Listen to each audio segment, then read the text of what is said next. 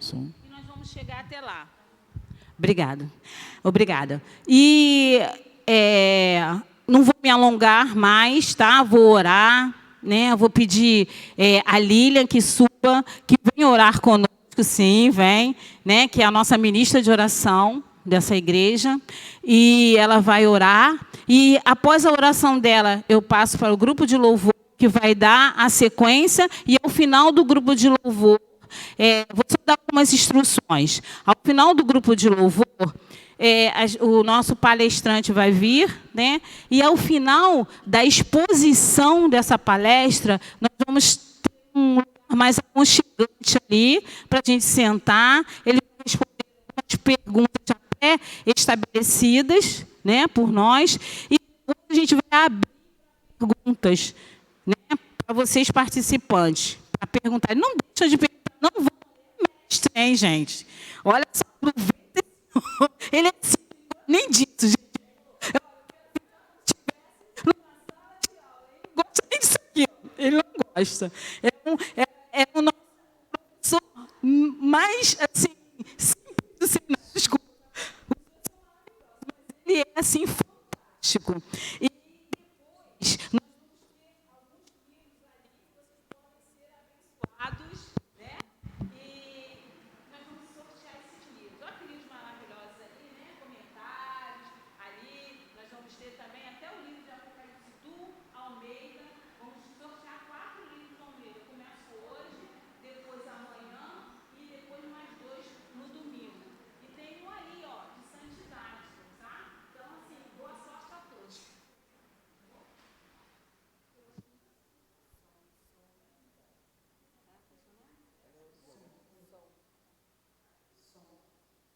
Boa noite, irmãos. Vamos orar, porque eu creio que grandes coisas o Senhor quer nos ensinar nessa noite, amém? Através do nosso professor, né? Tenho certeza que o Espírito Santo vai completar, vai nos esclarecer tudo aquilo, né, que precisamos nos alimentar nessa noite. Pai, louvamos o teu nome, agradecemos a Deus porque tu és santo, tu és maravilhoso, ó Deus. E sabemos da importância, ó Deus, de conhecermos um pouco mais da tua palavra, Deus, a cada dia prosseguir em te conhecer, Senhor. E essa noite é uma oportunidade que o Senhor tem nos dado, ó Deus, através dessa conferência que se inicia hoje. Ó Deus, que partiu já do coração da irmã Edna, ó Deus, que já está trazendo esses professores, ó Deus, e que eu tenho certeza que o Senhor vai usar, o Senhor vai falar através dele, usar os conhecimentos que ele tem, ó Deus, para ser instrumento nas tuas mãos, das nossas vidas nessa noite. Ó Deus, completa, Espírito Santo, nos dê o coração, ó Deus, e disposto a aprender, que todos saiam daqui nessa noite mais esclarecidos da tua palavra, ó Deus, mais confiantes naquilo que o Senhor deixou para cada um de nós seguirmos como teu manual. Muito obrigada por tudo, ó Deus. Em nome de Jesus te oramos. Amém. Amém. Meus irmãos, boa noite.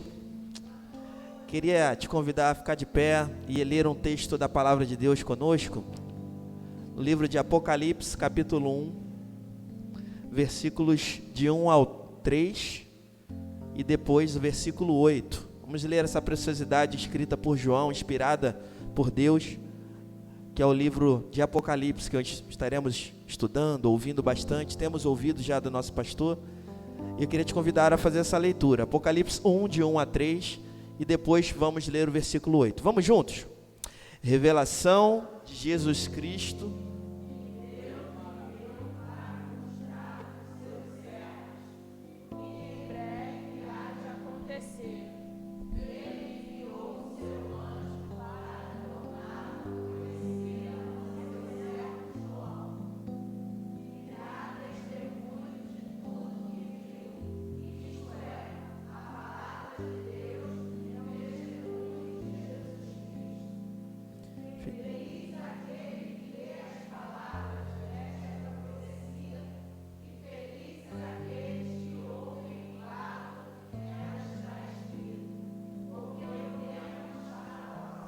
O 8.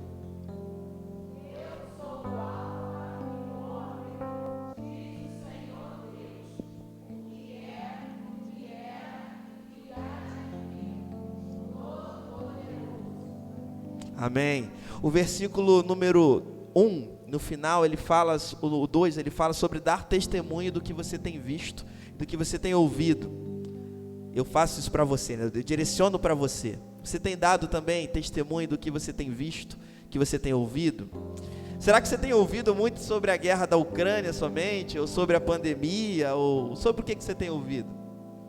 O mundo aí fora, ele precisa ouvir de Cristo. Conversava ontem aqui com Rebeca, né, no final do ensaio, com a irmã Lucimar também, e falávamos sobre isso. Tem um hino do cantor cristão que fala: não me falaram de Cristo, não me contaram de Cristo. E eu falei com a Rebeca que eu estava lendo esse texto, esse hino novamente, relendo e pensando. Eu falei: nossa, quão vai ser ruim para nós que conhecemos a Jesus, que conhecemos a Cristo, chegar lá no dia do juízo final, se for apresentado para Jesus alguém, e esse alguém falar assim, ó, não, Senhor, mas você está me falando de coisas que ninguém nunca me falou. Ué, mas você não é amigo do Robson? Mas por que o Robson não te falou? Robson sou eu, tá? Para quem não conhece, estou falando para ninguém não, estou falando para mim. Você não é amigo do Robson? Ué, mas por que o Robson nunca me falou de Cristo? Nós temos que testemunhar do que temos visto e ouvido. E a palavra de Deus está aqui, ó, há não sei quantos, mais de 2000 anos Cristo veio, e está aqui, ó, disponível para nós. Precisamos de ler a palavra de Deus e falar que Jesus salva, que Jesus é a solução para todas as coisas, não a solução que as pessoas esperam, talvez. Muitos esperam solução, como esperavam de Jesus, aquele salvador guerreiro que viria como um valente, no sentido de ser um lutador, um guerreiro. Mas não, a salvação é de outra forma, a salvação de almas. Jesus é o nosso Salvador e nós vamos cantar. Nós lutamos, nós vivemos a cada semana nossas batalhas, que você sabe quais são as suas. Mas eu quero te dizer uma coisa: o Senhor, Ele luta por nós, irmãos. Não desanime, não fraqueje, que o Senhor, Ele luta por nós. E essa canção que nós cantaremos fala sobre isso. Deus está lutando, Ele é por nós. Quero te convidar a cantar conosco essa canção. Vamos lá?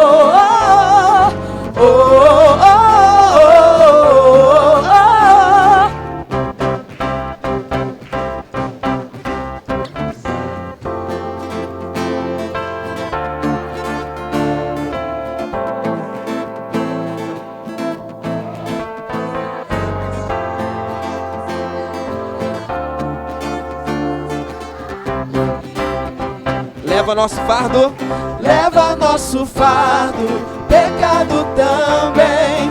Ele triunfou, sim, Ele triunfou. Estaremos firmes, sem temor algum. Jesus está aqui. Viverei, viverei, não morrerei. O poder da ressurreição é vivo em mim. Sou livre em nome de Jesus.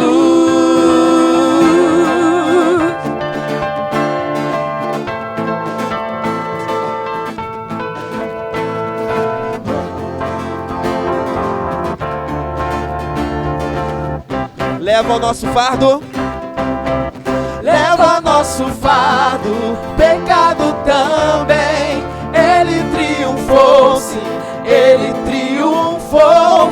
Estaremos firmes, sem temor algum. Jesus está aqui. Viverei, viverei, não morrerei. O poder da ressurreição é vivo em mim. Sou livre em nome de Jesus. Viverei, não morrerei, com minha voz exaltarei. Eu sei que sou curado em nome de Jesus.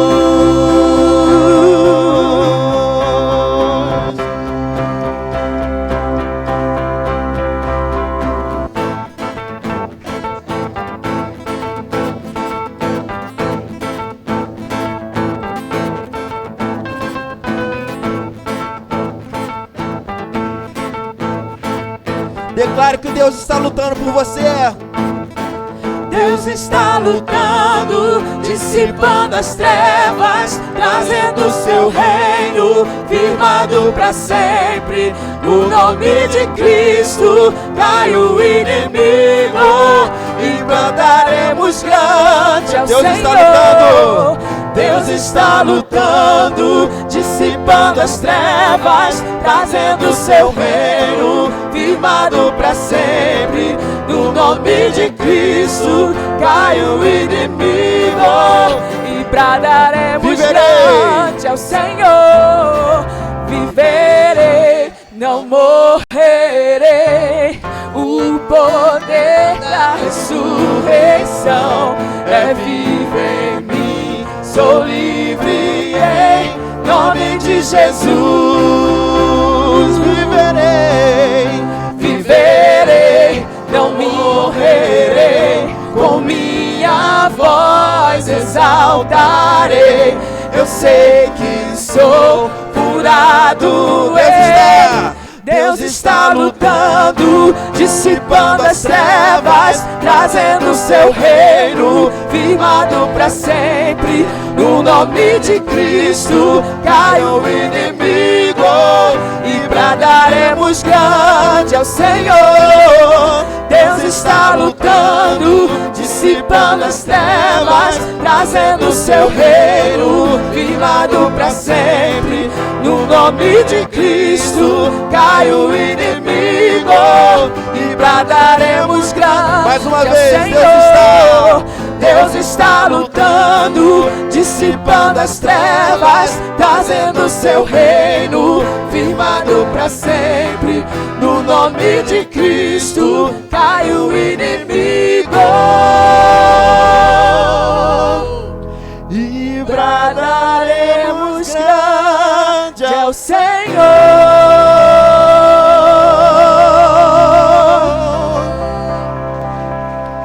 Aleluia. Esse Senhor que nós bradaremos, nós vamos bradar esse nome do Senhor, irmãos. Era para que o reino de Deus se manifeste aqui nessa terra.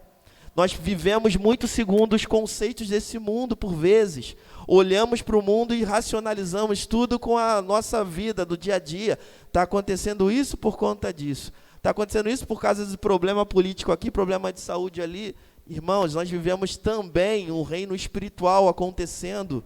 Tudo que a gente vê acontece no reino espiritual também. Nós precisamos ter essa convicção de que o reino de Deus ele precisa vir reinar aqui na terra.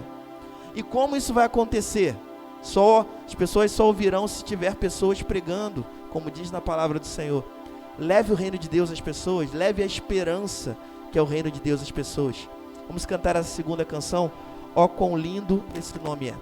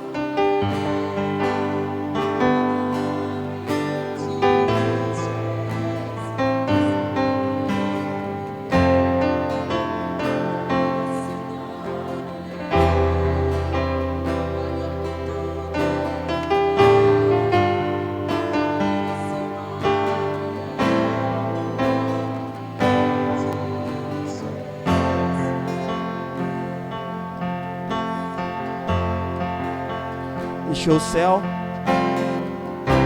deixou o céu para buscar-nos, veio para nos resgatar.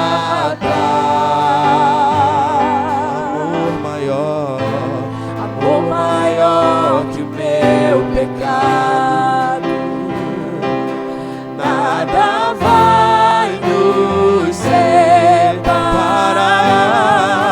Oh, quão maravilhoso é, oh, quão maravilhoso é o nome de Jesus, meu Rei. Oh, quão maravilhoso é, maior que tudo Ele é. Oh, quão maravilhoso é o nome de Jesus. Oh, quão maravilhoso é o nome de Jesus.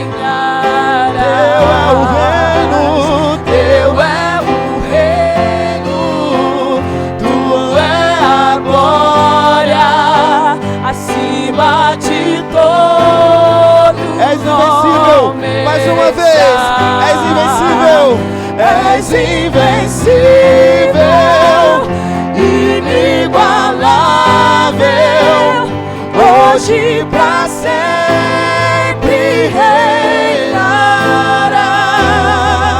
Teu é o reino, só teu a glória é tua, Pai. Acima de todo nome, poderoso esse nome é.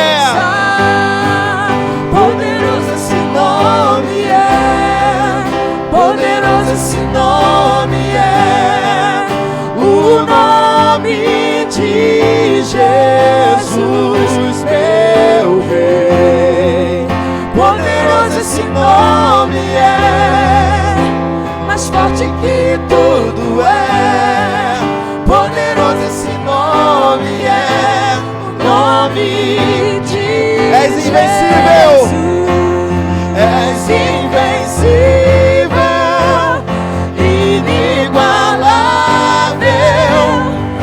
hoje pra sempre reinarás. Teu é o reino, tua é a glória, acima de todo nome. És invencível, Senhor. És invencível, inigualável, hoje pra sempre reinarás. Teu é o reino, só teu, tu é a glória, acima de todo nome está. Poderoso, poderoso esse nome é, poderoso esse nome é.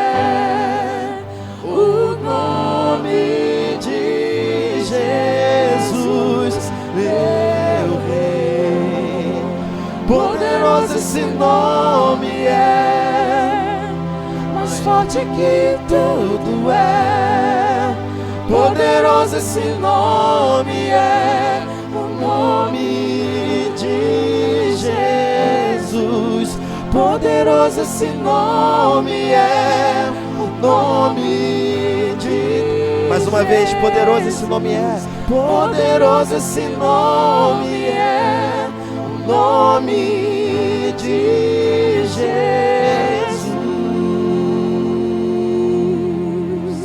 Aleluia, Senhor, poderoso e exaltado. Receba, Pai, essas palmas, Pai, glorificando e adorando ao seu nome. Amém.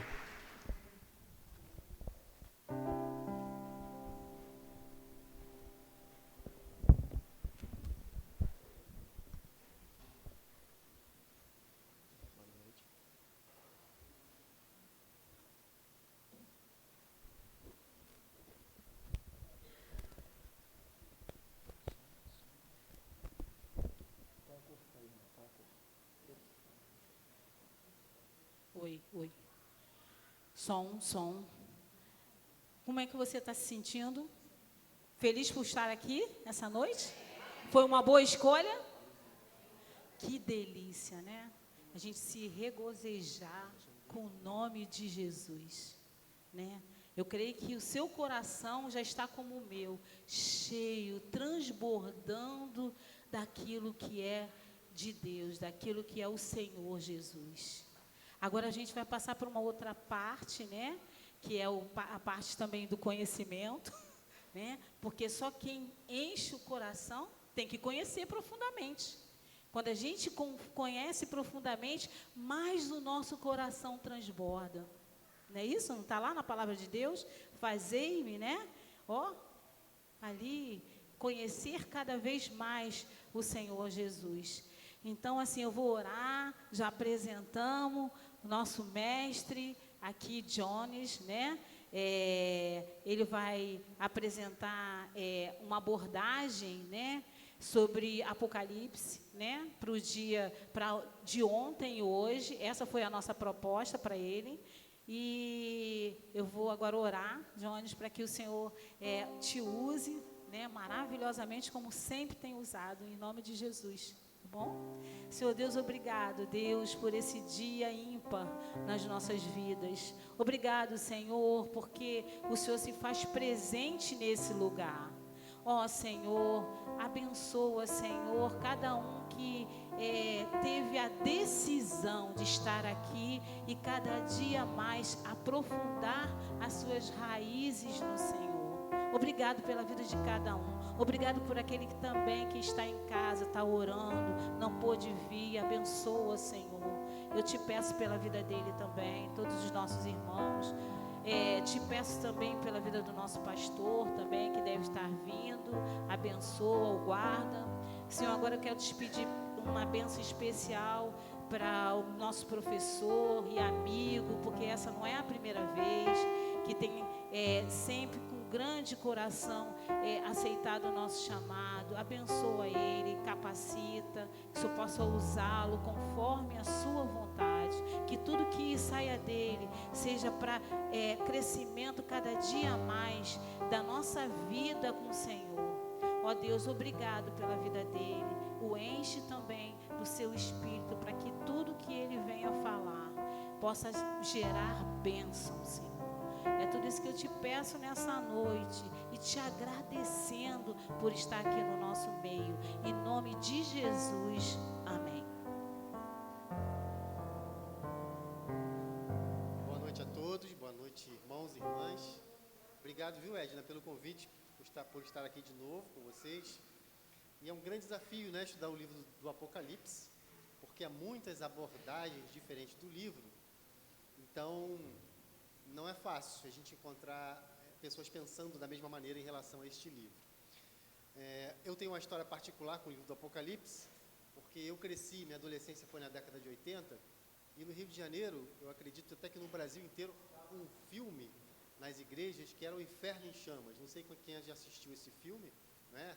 E eu morria de medo desse filme, ficava tremendo, era um filme assustador, porque mostravam pessoas que tinham uma vida desregrada, longe de Cristo, que morreram e foram para o inferno.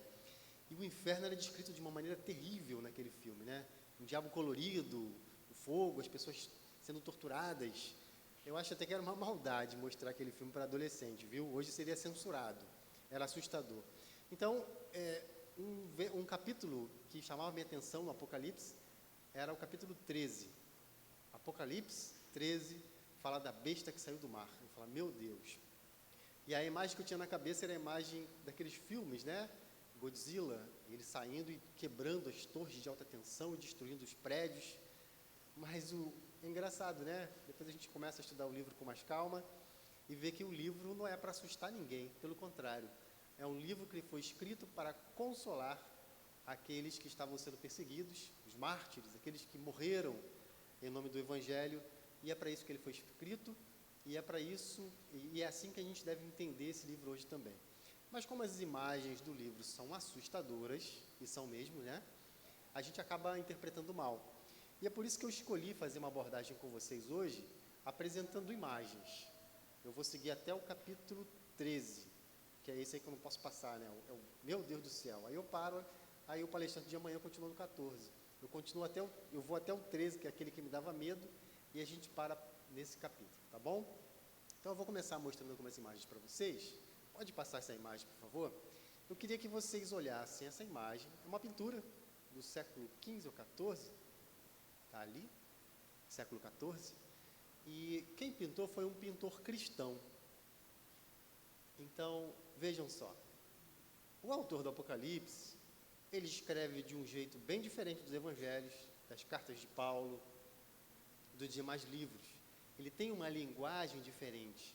Poderíamos dizer que ele tem um pincel diferente e ele tem uma maneira de pintar a mensagem de uma maneira muito incomum, como ninguém pintou, exceto o livro de Daniel, que é um livro também que pertence a esse mesmo gênero, que é o gênero apocalíptico. Alguém arriscaria dizer o que está acontecendo aí nessa pintura, gente? Temos ali um esqueleto no meio, e aí fogo, pessoas levantando. Então, o que eu quero fazer, a ponte dessa imagem com o Apocalipse é a seguinte: se eu não entendo a cabeça do pintor, o mundo dele, eu não consigo entender a pintura. Então, de cara, se eu digo que o pintor é cristão, ele já me dá uma grande pista. Preciso interpretar essa pintura como tendo alguma relação com o cristianismo. E tem. Vejam que de um lado tem fogo, e de outro lado há pessoas aparentemente saindo da terra, né? E todas têm um livro na mão. As que estão no fogo e as que saem da terra. E no meio tem um camarada com os braços abertos, de uma maneira bem atípica, né?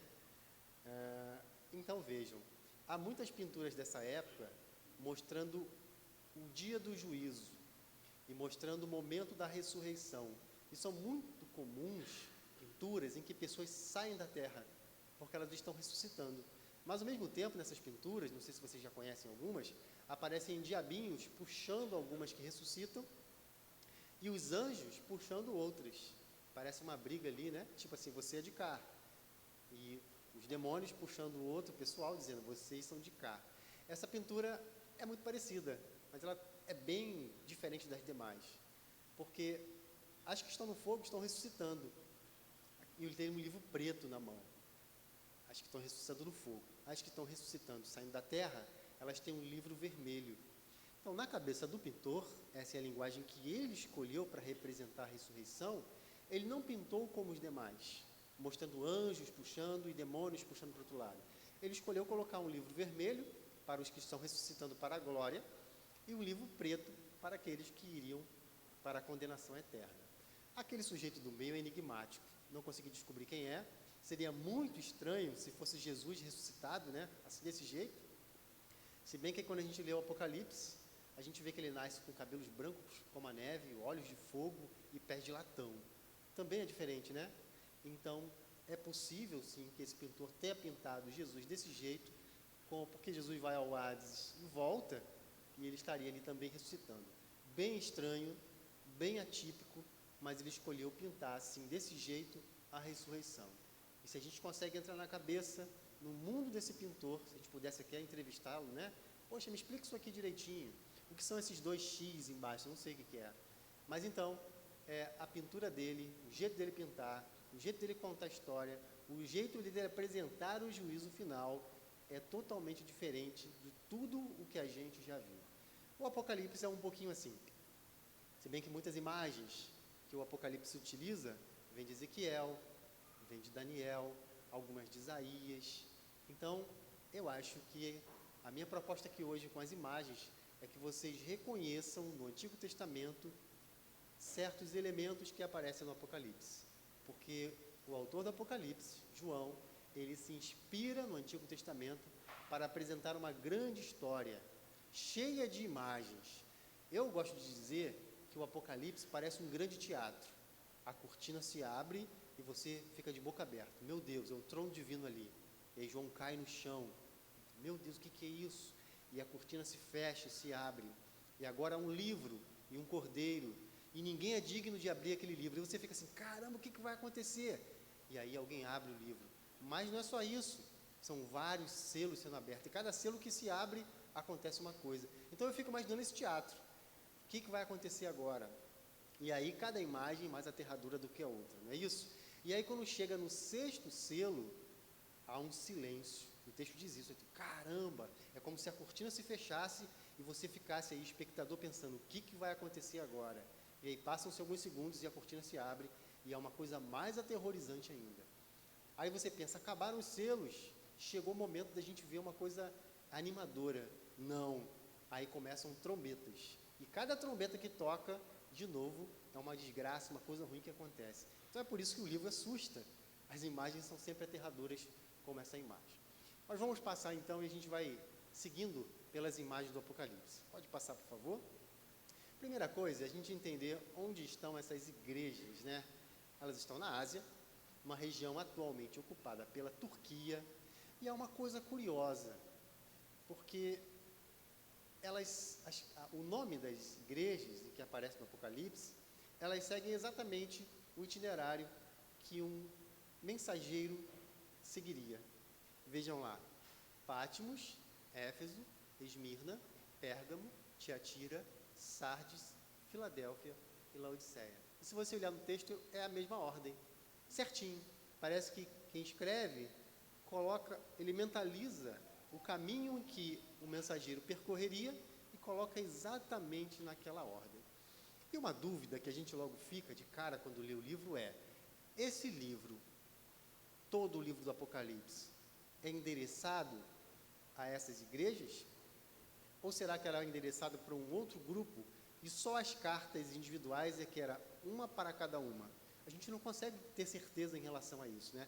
Porque no começo do livro diz revelação, e em grego é Apocalipsis, por isso que a gente chama de Apocalipse, mas o certo do nome do livro é o livro da revelação, se a gente fosse traduzir. Revelação ou Apocalipse de Jesus Cristo, que Deus lhe deu para mostrar aos seus servos o que em breve há de acontecer. Então é um livro para os seus servos, para os cristãos. Mas quando a gente chega ali no verso 9, eu, João, vosso irmão, companheiro na tribulação, na realeza e na perseverança em Jesus, encontram-se na ilha de Patmos. E o texto vai dizendo, depois, que essas cartas elas são endereçadas a igrejas, que existem de fato, essas regiões existem. Então essa é a primeira questão.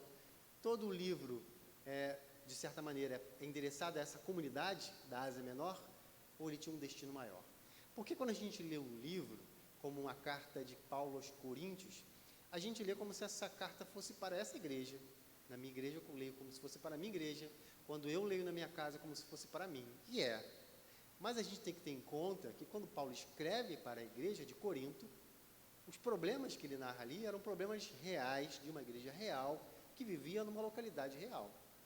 Quando Paulo escreve a Timóteo, todo o livro de Timóteo foi endereçado para Timóteo.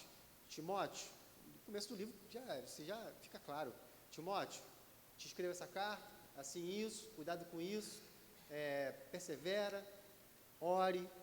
Então, os livros do Novo Testamento, até os evangelhos, quando você começa a ler o evangelho de Lucas, e depois você pula para Atos, porque o Lucas escreve Atos e o próprio Evangelho que tem o seu nome, logo nos primeiros versos, ele diz assim: ó Teófilo, vou contar para você a história de Jesus de maneira ordenada, porque muitos já fizeram isso, do começo até o fim.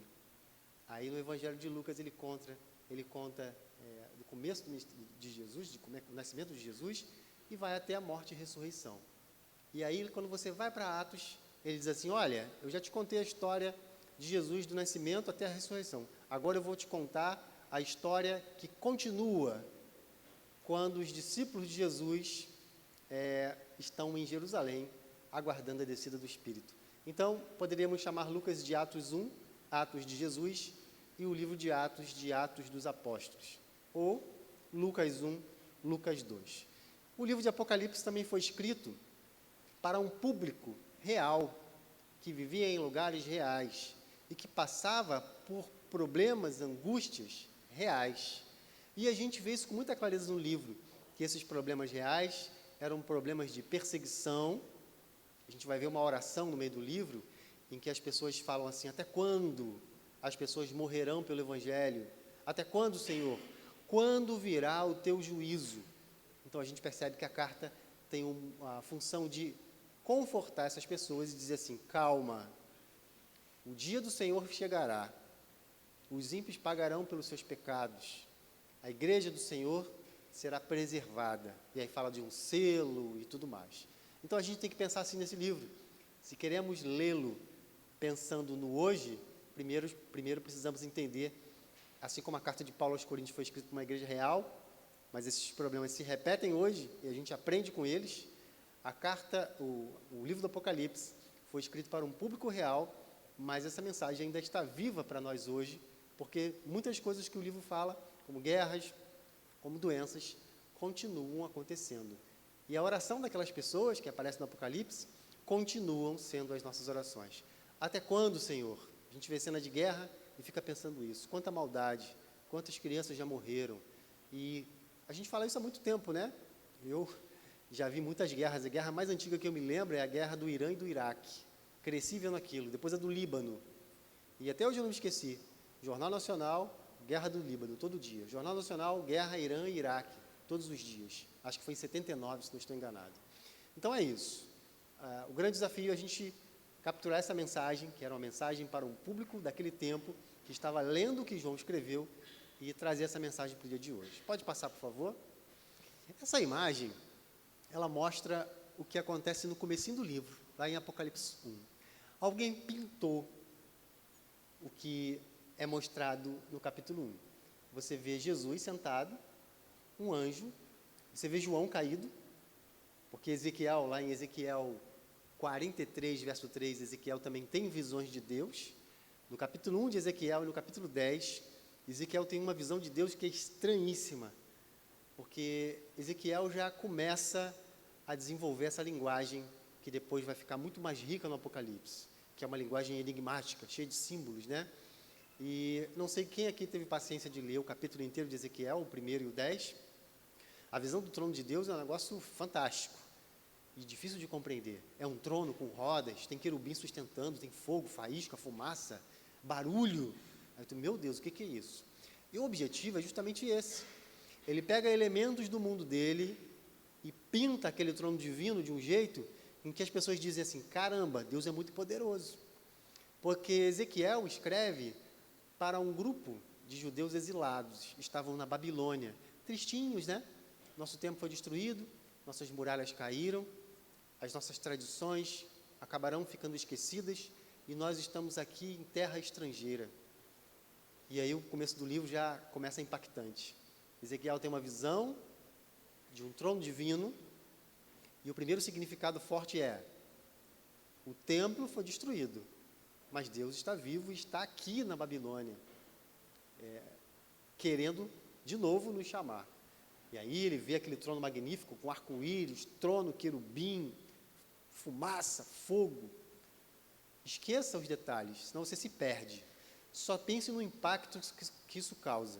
Se a gente ficar pensando, o que é essa rodinha aqui, essa faísca, você perde a mensagem. Por isso que é bom ler o Apocalipse e ler as visões de Ezequiel como se fosse um teatro. pega o impacto disso aí. João cai, porque a glória é muito grande, fica caído, e o que aparece para ele são 7 lamparinas, ou candelabros, que representam as 7 igrejas, que são as 7 igrejas que eu mostrei no mapa.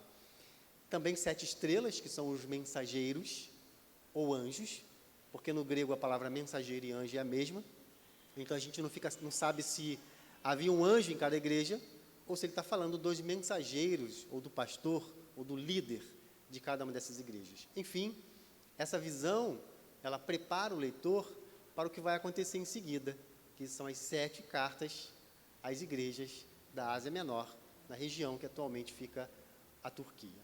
Ok? Então, o objetivo desse primeiro impacto, desse primeiro texto, é a gente ter a noção do seguinte: é possível que muitos cristãos já tivessem, porque o livro do Apocalipse é escrito na virada do 1º para o 2º século, estivessem tristinhos, com uma expectativa de Jesus voltar logo e resolver os problemas, e é possível que a imagem de Jesus na cabeça de algumas pessoas fosse a de um Jesus crucificado. E João quer pintar Jesus de uma maneira revolucionária, diferente. Não um Jesus cordeiro, ele até aparece como cordeiro, né? Mas é um Jesus que tem cabelos brancos como a neve, olhos de fogo, pés de latão. Alguns intérpretes do Apocalipse ficam se detendo nisso. Ah, porque o latão representa não sei o quê, o fogo. Esquece. Vê isso na tua frente e fala, meu Deus. Ponto. Se você teve essa sensação, você já entendeu o negócio. Jesus aqui, ele não é o cordeiro que foi morto. Ele é também. Mas agora ele quer pintar Jesus de uma maneira fantástica. Jesus é o cara poderosão. Ele vai julgar. Ele é aquele que perdoa os pecados, mas ele é aquele que julga também. Então, João quer trazer essa imagem de Jesus para as pessoas que estão lendo o texto que ele escreveu. Ok, pode passar? Bom, agora de onde João tirou essa imagem? E aí é uma coisa importante para a gente entender. A linguagem apocalíptica, como naquela pintura do começo, o tipo de pincel e o tipo de tinta e o tipo de representação, ela tem uma história. João pinta com pincel de outros. Pinta elementos que já foram pintados por outro também. Porque muitos dos cristãos do 1º século, a maioria, eram judeus que se converteram. Eles conheciam as Escrituras, conheciam o Antigo Testamento muito bem, de cor, inclusive. Quando João usa uma certa cor, usa um certo desenho, uma certa forma, os seus leitores entendiam muito bem. A gente fica meio perdido, mas eles não. Quer ver? Vamos lá. A cabeça de Jesus, ó, sua cabeça e seus cabelos eram brancos como a lã, tão brancos quanto a neve, e seus olhos eram como chama de fogo. Seus pés eram como de bronze, numa fornalha ardente, e sua voz como o som de muitas águas. Aí, existe um texto judaico do 2º século a.C., que ele também foi escrito no gênero apocalíptico. João não inventou o gênero apocalíptico, ele já existia. Ele só utilizou esse tipo de literatura para contar, para transmitir para os seus leitores o que ele queria transmitir. Vejam lá o que esse texto diz. Aqui é o nascimento de Noé. Olha só como é que Noé nasce. Eu não estou dizendo que esse texto é inspirado, tá, gente? Não confundam. É só para mostrar como essa linguagem já existia no ambiente judaico. Matusalém tomou uma esposa para o seu filho Lameque. E ela lhe deu à luz um filho. O corpo do bebê era branco como a neve, vermelho como a rosa em flor. O cabelo da sua cabeça e seus compridos cachos eram brancos como a lã, e seus olhos como um raio de sol. Quando abria os olhos, ele iluminava toda a casa, tal qual o sol, e toda a casa ficava inteiramente repleta de luz. Falei, meu Deus, o que é isso? Essa história é muito curiosa. Essa história aparece no chamado livro de Enoque. É um apocalipse também judaico. E o que acontece é o seguinte: quando Noé nasce, no livro, tá, gente? Depois tem que colocar, se for gravar completo, vai parecer que eu estou pregando o livro de Enoque. Mas estou contando para vocês. Quando Noé nasce, Lameque, seu pai, se estranha muito. Fala assim, esse filho não é meu, porque ele é muito estranho. Aí mandam chamar Matusalém. Aí Matusalém olha para a criança e fala assim, calma, gente. Ele nasceu desse jeito, com olhos com chama de fogo, um cabelo branco como a neve, com essa pele estranha, porque ele é um menino especial.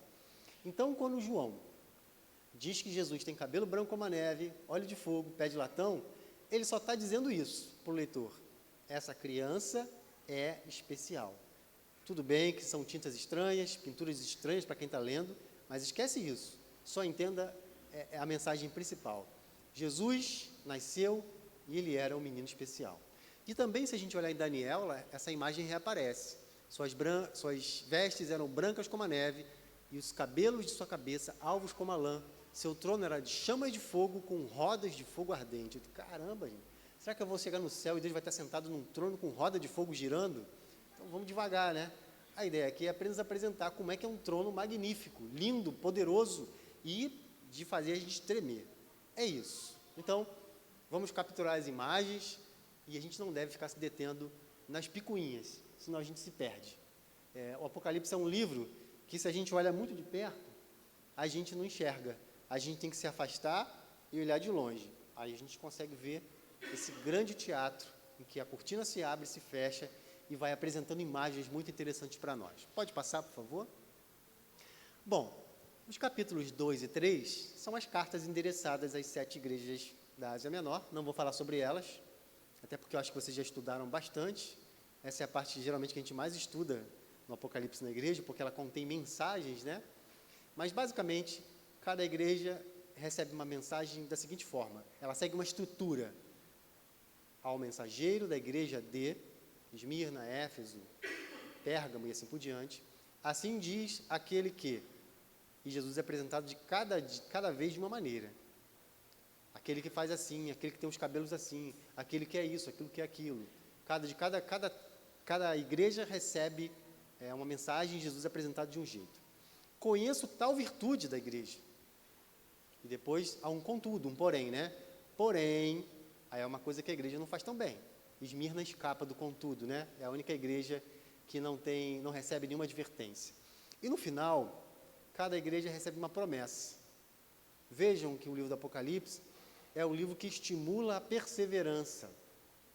E se esse livro é escrito para pessoas ensinando, enfatizando a necessidade de perseverar, é porque o momento devia estar muito ruim. As pessoas estavam desanimadas, talvez achando que Jesus estava demorando muito a voltar, talvez muitos cristãos morrendo. Então, é preciso uma mensagem poderosa, com muita força, para dizer assim, perseverem, acreditem que o juízo virá. Deus não está de olhos fechados para o que está acontecendo. Calma, esperem, tenham paciência. Então é isso. No capítulo 2 e no capítulo 3, a gente vai leremos ali 7 cartas endereçadas a 7 igrejas da Ásia Menor, e elas vão receber esse tipo de mensagem. Pode passar? Capítulo 4. Bom, aí nós temos esse trono, né? Estranho também. No meio do trono, ao seu redor, estavam 4 seres vivos, cheios de olhos. Meu Deus, fecha o livro e vai dormir, que está dando medo. Pela frente e por trás, gente. Não era só isso, não. O primeiro ser vivo é semelhante a um leão. E o segundo a um touro. E o terceiro tem a face como de homem. E o quarto ser vivo é semelhante a uma águia em voo. Cara, que negócio estranho, né? O que é isso, meu Deus? Aqui, o Apocalipse está descrevendo o trono divino da mesma forma que Ezequiel descreveu. Quer ver? Vamos lá, Ezequiel 10, 12 e 14. O seu corpo todo, o dorso, as mãos, as asas, bem como as rodas, estavam cheias de olhos em torno. Cada um tinha 4 faces. A primeira era uma face de querubim, a segunda uma face de homem, a terceira uma face de leão e a quarta uma face de águia. Depois criaram até a unção dos querubins, né? O pessoal começa a cantar, imita uma águia, um leão. Não tem nada disso. Aqui é apenas uma representação, mostrando querubins sustentando o trono divino, porque na época a ideia que se tinha era essa, o que se queria mostrar. Deus era carregado por querubins, e eles tinham faces diferentes, e são esses querubins que vão seguindo com Deus até a Babilônia. E aí lá Ezequiel olha para o alto e vê aquele trono magnífico. E não é só isso, eu cortei, né? Porque a imagem aí é muito mais fantástica. Tem arco-íris, pedras preciosas, fogo, fumaça, barulho, querubim sustentando o Senhor. Então, você fala, o que é isso? De novo, se você se aproximar demais, você perde o abrir e o fechar de cortinas. Aí é para você se impactar com a imagem. Deus é muito poderoso. Porque tem um salmo, eu acho que é o Salmo 18, que fala que Deus monta no querubim e voa nas asas do vento. A ideia é que Deus cortava os céus acompanhado de querubins. Então é por isso que na visão de Ezequiel, Deus, se ele vem de Jerusalém até Babilônia, e era longe, ele vem como? Vem montado em querubins. Então é um trono querubim, super fantástico, brilhante, magnífico, e fica só com essa mensagem: o trono é magnífico, ponto. É por isso que João fica estatalado, e em certo momento ele até cai e desmaia, porque a glória de Deus, de uma maneira estranha para nós, mas aí na linguagem dele era assim, é muito poderosa. Pode passar, vamos ao capítulo 5, agora vamos aos selos. Depois que João apresenta a imagem do trono divino, você fica, meu Deus, aí a cortina se fecha. E o público fica pensando, o que vai acontecer agora? E aí a cortina se abre, e aí o que você vê, a visão de João é apresentada. Ele vai dizer assim, vi depois, na mão direita daquele que estava sentado no trono, um trono magnífico, esplendoroso, um livro, que não é um livro comum, gente, um livro escrito por dentro e por fora. Aí você fala, caramba, cada vez que a cortina se abre é um negócio mais estranho que o outro. Um livro escrito por dentro e por fora e selado com 7 selos. Vi então o anjo poderoso proclamando em alta voz. É um anjo poderoso, não é qualquer um. Então você abriu a cortina, você viu um trono, você viu um anjo poderoso dizendo assim, quem será digno de abrir os selos? Fala, se um anjo poderoso não foi capaz, quem será? E aí, quem será, proclamando em alta voz, quem é digno de abrir o livro, rompendo os selos? E aí, os selos, a cada selo que se abre, é uma coisa não muito agradável de se ler. O primeiro selo aparece um cavalo branco, o segundo um cavalo vermelho, um terceiro um cavalo preto, o quarto um cavalo verde. Acabaram cavalos. O que vem agora?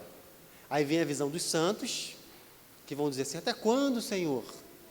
Porque no 5º selo, é um texto muito interessante, inclusive, as pessoas que perderam familiares, que perderam irmãos de igreja na perseguição, estão perguntando isso, estão orando, Senhor, até quando a injustiça vai estar aí? Até quando pessoas perderão a sua vida em nome do Evangelho? Essas orações estão chegando do céu. E é momento de responder isso às pessoas que estão lendo o livro. Então, o 5º selo, visão dos santos, e eles vão fazer essas orações. 6º selo, terremoto, sinais no sol e na lua, que já vai aparecer no Antigo Testamento também, né? O sol se escurecer, a lua se torna em sangue, é uma imagem muito recorrente no Antigo Testamento, inclusive nos profetas menores. E aí, depois que o 6º selo se abre, para ficar um negócio emocionante mesmo, tipo um teatro, há um interlúdio, há um espaço. É como se a cortina se abriu, o anjo perguntou quem será capaz de abrir o livro, e depois os selos vão sendo abertos, não é isso? Vão aparecendo cavalos, a oração dos santos, terremotos, e você vê a imagem, né? Terremoto acontecendo, tipo o inferno em chamas. Caramba, meu Deus do céu, o negócio está quente, está esquisito.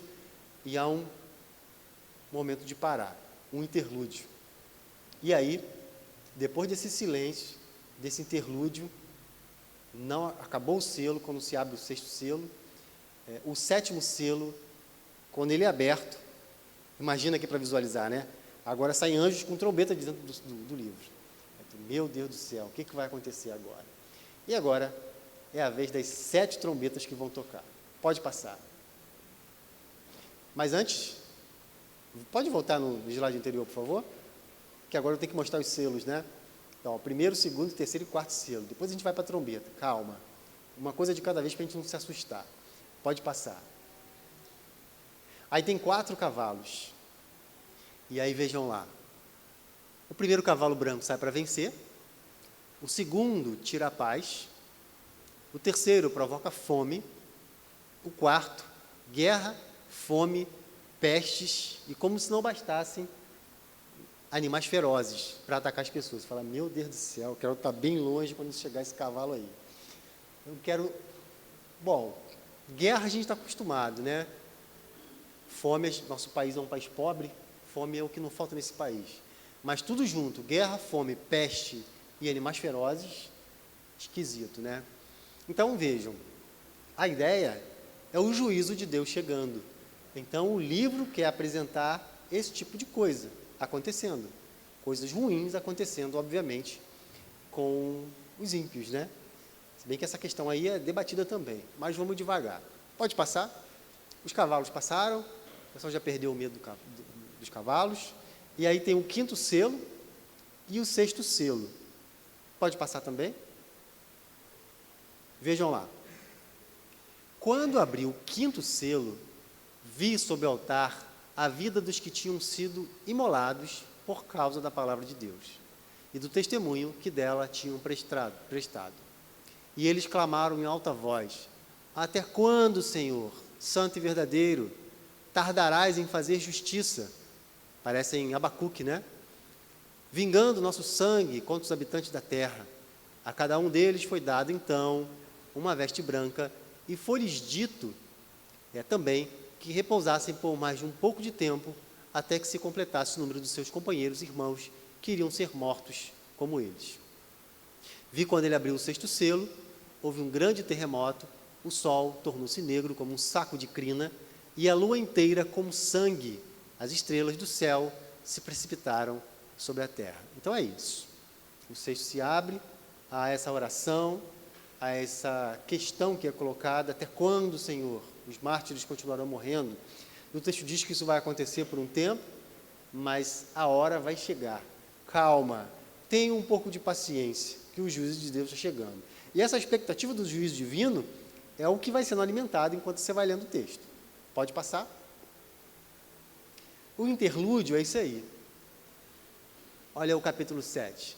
Depois disso, vi 4 anjos prostrados nos 4 cantos da terra, segurando os 4 ventos da terra, para que o vento não soprasse sobre a terra, sobre o mar ou sobre algumas árvores, sobre alguma árvore. Um anjo gritou: não danifiques a terra, o mar e as árvores, até que tenhamos marcado na fronte dos servos do nosso Deus. Agora vejam lá que coisa curiosa. O texto depois vai falar que a besta também vai marcar os seus, né? Então aqui ele já se antecipa. Olha, os eleitos serão marcados. Depois, quando você continua lendo o livro, vê também que os ímpios serão marcados também. E a gente fica pensando: que negócio de marca é essa? Será que é uma marca na testa? É um código de barra? É um chip? É cartão de crédito? As pessoas já criaram tanta coisa. Eu ouço essas histórias desde que eu era criança. Eu acho que não tem nada a ver com isso. Mas vamos ver se eu convenço vocês. Pode passar. Vejam lá. Ezequiel, capítulo 9, 4. Ele disse: passa pelo meio da cidade, pelo meio de Jerusalém, e marca com um sinal a testa dos homens que suspiram e gemem por causa de todas as abominações que se cometem no meio dela. Então, essa coisa de marcar, ela é antiga. Eu não acredito que essa marca aí seja uma marca visível, tá? Mas se você pensa assim, não tem problema, a gente não vai brigar. Mas para mim é muito mais uma ideia de que Deus está marcando os seus, de que aqueles marcados não serão afetados por alguma coisa ruim que vai acontecer. O Ezequiel 9,6 mata os velhos, os moços e as virgens, a crianças e a mulheres, até exterminá-los. Mas a todo homem que tiver o sinal, não vos chegueis, começai pelo meu santuário. A gente lembra, inclusive, né, do livro do Êxodo, que tinha um sinal também, marcado na porta. Está vendo como essa coisa é antiga? E essas imagens vão se repetindo? Aparece no Êxodo, aparece em Ezequiel, e o livro do Apocalipse pega essa imagem também, essa tela, essa cor, essa tintura, e joga de novo essa imagem, que os leitores sabem. Ah, sim, não devemos nos preocupar, porque os eleitos serão marcados, e eles não serão atingidos por certas desgraças, por certas coisas que o livro conta. Então é para consolar. Fique tranquilo, porque essa podia ser uma expectativa. E eu, o que vai acontecer comigo? Calma, os eleitos serão selados. Depois a gente vai ver que também os não eleitos serão selados. E aí fala da testa e fala da mão, que é um outro simbolismo muito antigo também e que os judeus conservam até hoje. Eu vou mostrar para vocês. Pode passar. Deixa eu ver se eu estou passando da hora. Não, dá tempo. Acho que eu consigo fechar até o 13. Então, quando o Cordeiro, deixa eu ler aqui. Quando o Cordeiro abriu o 7º selo, houve no céu um silêncio durante cerca de meia hora. É aquilo que o Apocalipse gosta de fazer, para gerar uma expectativa no leitor. Houve um silêncio. Aí você pensa, não vem coisa boa aí, não é? Há um silêncio, você pensa, não vem coisa boa aí. Vi então 7 anjos que estão diante do trono de Deus e deram-lhes 7 trombetas. Agora começam as trombetas depois dos selos. Primeira trombeta, granizo, fogo e sangue. Segunda trombeta, montanha que cai no mar. Terceira trombeta, águas amargas. Quarta trombeta, trevas sobre a terra. Quinta, gafanhotos ferem os não selados. Está vendo? Sexta trombeta, 4 anjos do seu exército. E 7ª trombeta, o juízo chegou. Então é só depois de aberto o 7º selo e tocarem 7 trombetas, é só no final da 7ª trombeta, as cortinas já se abriram e fecharam várias vezes, é que finalmente o anúncio do juízo chega, lá no capítulo 11. Agora vejam outra semelhança com o Êxodo, gente. Essas pragas aí, anunciadas pelas trombetas, lembram, muitas delas, as pragas do Êxodo, não é isso? E então, o leitor que está ligado, o leitor que conhece o Antigo Testamento, ele fala assim, entendi. O que você está dizendo, João, é que Deus vai nos livrar hoje, assim como livrou o povo do Egito. Não devemos nos preocupar. As casas seladas serão preservadas. As pessoas seladas, como diz Ezequiel, que utiliza a mesma imagem do Êxodo, mas ao invés de ser na porta, ele coloca na testa, isso vai se repetir. Não preciso temer, devo ficar muito tranquilo. Então vejam que o Antigo Testamento vai sendo lido e relido ao longo da Bíblia. É o Êxodo, é Ezequiel e agora é o Apocalipse. Pode passar? Bom, agora uma outra imagem estranha. Essa imagem estranha, ela também aparece ali como um interlúdio. Ela não entra na sequência, não é nenhuma praga. Isso mostra, inclusive, para a gente, eu não leio o Apocalipse como assim, tem gente que faz, na cronologia. Estamos agora na 2ª trombeta. Aí o outro, não, estamos no 2º selo. Eu acho que o livro do Apocalipse não é para ser lido assim. Ele é para ser lido como se fosse uma cebola tirando a casca. Você vai tirando a casca e vai entendendo mais a mensagem. Não é que a primeira casca é no 1º século, a segunda no 4º, e eu acho que não tem nada a ver com isso. Até porque o que é narrado no capítulo 12 é uma coisa muito antiga, que já aconteceu. Ele está voltando. Vejam lá, vamos ler. Um sinal grandioso apareceu no céu. Uma mulher vestida como o sol, tendo a lua sob os pés e sobre a cabeça uma coroa de 12 estrelas, provavelmente representa Israel, né? Estava grávida e gritava, entre as dores de parto, atormentada para dar à luz. Um grande dragão, cor de fogo, com 7 cabeças e 10 chifres, e sobre as cabeças 7 diademas. Sua cauda arrastava 1/3 das estrelas do céu, lançando-as para a terra. O dragão colocou-se diante da mulher, que estava para dar à luz, a fim de lhe devorar o filho, tão logo nascesse. Mas ela deu à luz a um filho, um varão, que irá reger todas as nações com um cetro de ferro.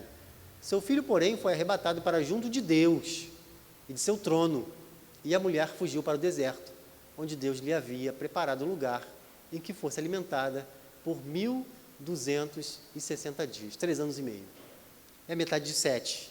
Esse 1260 dias aparece também no livro de Daniel. É simbólico. É a metade de um tempo completo. Não necessariamente significa 1260 dias, nem dá para fazer conta, malabarismos. É simplesmente a metade do completo. Não dá para saber que tempo é esse. Mas vocês percebem aí, relação dessa história com alguma coisa do Novo Testamento? Parece Maria grávida, o diabo querendo devorar o filho, mas não consegue derrotá-lo. Só que tem um problema aí. E eu não vou desvendar com vocês essa, tá? Ninguém chegou a um acordo. Porque se a mulher é Maria, o filho faz sentido ser Jesus, porque ele vai para junto de Deus, só pode ser Jesus, não tem outro caminho. Mas vejam que a mulher vai para o deserto. E os evangelhos não falam nada disso. Depois que o filho nasce, ela vai para o deserto. Estranho, né? Tem gente que tenta interpretar a mulher como sendo a igreja. Mas não faz sentido. A igreja não gera Jesus. É Jesus quem gera a igreja. Porque faria sentido, né? A mulher vai para o deserto, seria então a igreja passando pelas tribulações. Fala, legal. Mas só que o problema é que a mulher é a mãe do bebê. E a igreja não é mãe de Jesus. Então, a gente fica aí meio em dúvidas, mas para mim não há dúvida de que fala de Maria, fala de seu filho, fala de que ela foi preservada, fala de que o menino vai para junto de Deus e volta só para o juízo, né? Então aí temos esse pequeno interlúdio, estamos lendo uma história de selos que se abrem, trombetas que tocam, e essa historinha aparece no capítulo 12, meio que do nada, né? Aparentemente até sem conexão com a história, mas ela está aí e dá para a gente entender. Pode passar, estou caminhando para o final. Finalmente a marca da besta, né? Vamos tentar desvendar esse negócio aí dessa marca da besta. Pode passar. Pode passar? Antes de falar de besta, preciso dizer o que é besta, né? E também é preciso dizer que o livro do Apocalipse não fala de anticristo, em lugar nenhum. A palavra anticristo não aparece em lugar nenhum de Apocalipse. Aparece besta, que é uma tradução ruim, porque quando fizeram aquele carro besta, né? A gente pegava lotada, não sei vocês, e era uma besta, tinha gente que não pegava, porque a besta é a besta do Apocalipse, do Satanás. Mas, porque besta é uma fera, pode ser um jumento é uma besta. A ideia de besta no nome do carro é porque era um carro que carregava carga. Só por isso. Não tem nada a ver com o Apocalipse, nem com Satanás, nem com o Anticristo. Mas você pode trocar na sua Bíblia besta por fera. É muito melhor. Porque essa imagem da besta, a figura da besta representando um poder ruim, ela já aparece no livro de Daniel. Mas a gente vai chegar lá. Então a palavra anticristo, ou anticristos no plural, só ocorre nas cartas de João. Lá em 1 João 2,18, 18 e 22, capítulo 4, verso 3, e 2 João 1,7. Só. Na segunda carta aos Tessalonicenses, e o público da carta aos Tessalonicenses também, como público do Apocalipse, estavam muito preocupados com a volta de Jesus. Só você ler 1 e 2 Tessalonicenses, você vai ver que eles estavam com essa expectativa. Tanto que Paulo, nessa carta, ele fala sobre a vinda de Jesus, como será. Então vejam, quando você escreve uma carta para alguém, insistindo no assunto, é porque, óbvio, a gente não tem aqui gravado o que essa igreja, a carta da igreja é para Paulo, mas certamente eles tinham preocupações em relação a isso. Paulo, está demorando muito Jesus voltar. Quando é que isso acontece? Então, o Tessalonicenses também vai tratar desse assunto, mas vejam que ele não vai usar a palavra anticristo, ele vai usar a palavra homem do pecado. E essa palavra também já aparece lá em Daniel. Porque o livro de Daniel aqui seria uma coisa muito complicada, eu só vou pincelar. O livro de Daniel fala de um homem vil, que foi, o nome dele é Antíoco Epifanes, que foi um rei, que no 2º século a.C., ele entrou em Jerusalém, ele profanou o templo e sacrificou um porco. Vejam, gente, o porco é um animal imundo para os judeus, justamente para ofender o judaísmo, né, os judeus. E ele proibiu a leitura da Torá, para a gente é o Pentateuco, né, uma parte muito sagrada para os judeus. E isso ficou marcado na cabeça dos judeus, tá? Essa grande ofensa que foi feita. E o livro de Daniel fala dele. Fala assim, está vendo? Dias difíceis estamos vivendo. O homem vil chegou, profanou o templo, sacrificou um porco, proibiu a leitura da Torá. Então, Paulo fala algo semelhante em relação à volta de Cristo. Ele diz, assim como no Antigo Testamento, no judaísmo, houve um homem vil, que perseguiu os judeus, nós também passaremos por uma coisa semelhante. Haverá um homem vil, que o livro de João chama de anticristo. Anticristo simplesmente é alguém que se opõe a Cristo. Não deixa de ser um homem vil também. Então, aparentemente são as mesmas coisas, está vendo? O anticristo, ou o homem vil, é simplesmente uma figura, ou no caso de João, às vezes, ele fala em anticristos. Porque João pensa que anticristo não é necessariamente uma pessoa só, uma figura do futuro, mas são todas as pessoas, ou poderes, ou governos, que militam contra o Evangelho. E por isso que ele vai usar, às vezes, a palavra no plural. O Apocalipse não usa a palavra anticristo, nem homem do pecado, nem homem vil. Ele fala de uma trindade do mal. Aí o leitor também entende, né? Porque ele fala do dragão, da besta, e são duas bestas, né? A besta do mar e da terra, e o falso profeta. Então, assim como há, vejam como as coisas se encaixam.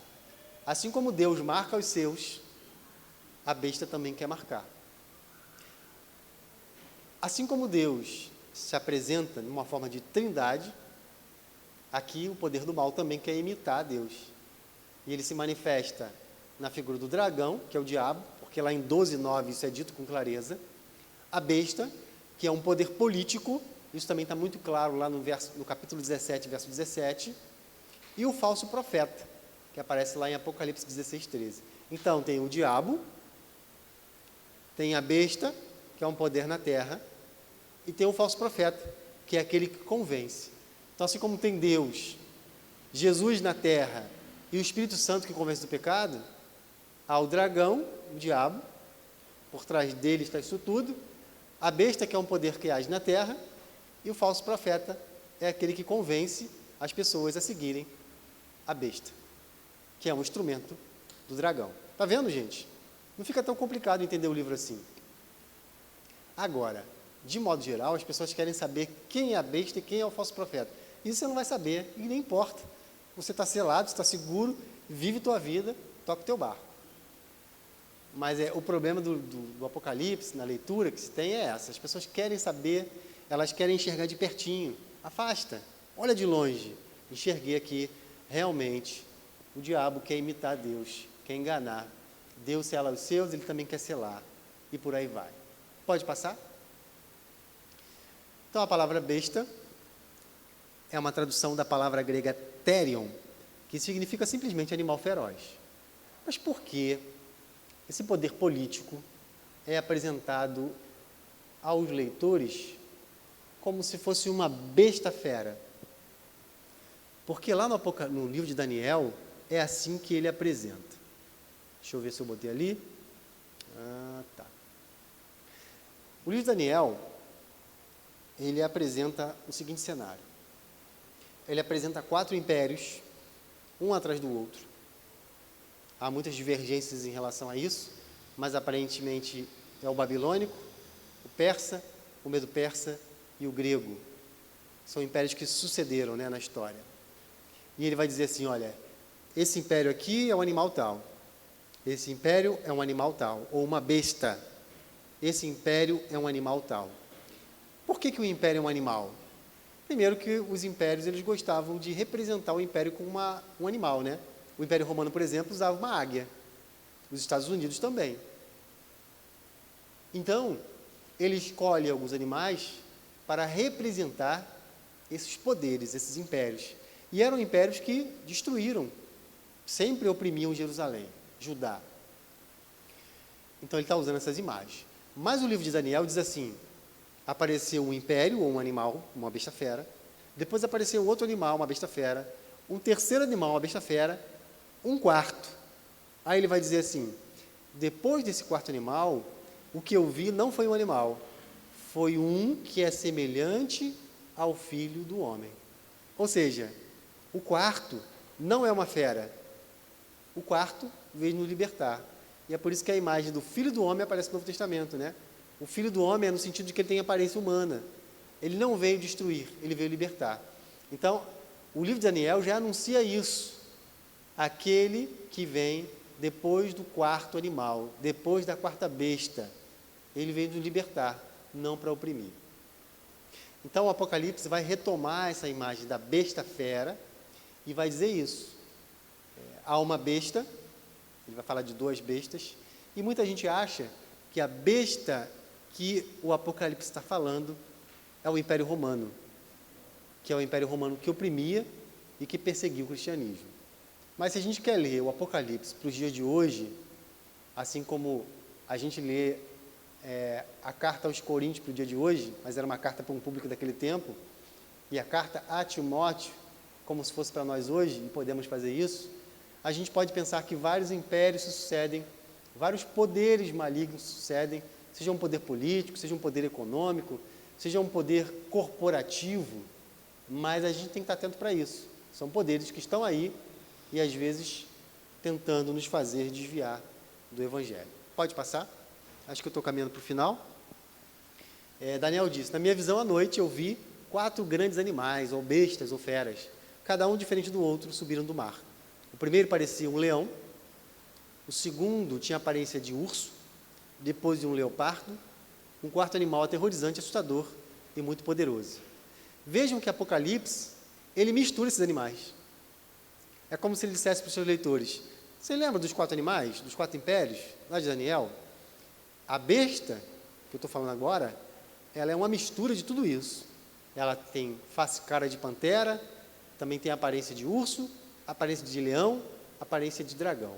Então, o leitor está entendendo. Fala, caramba, essa besta fera, ou esse poder político maligno, é muito pior do que aquele. Estão entendendo, gente? Pode passar.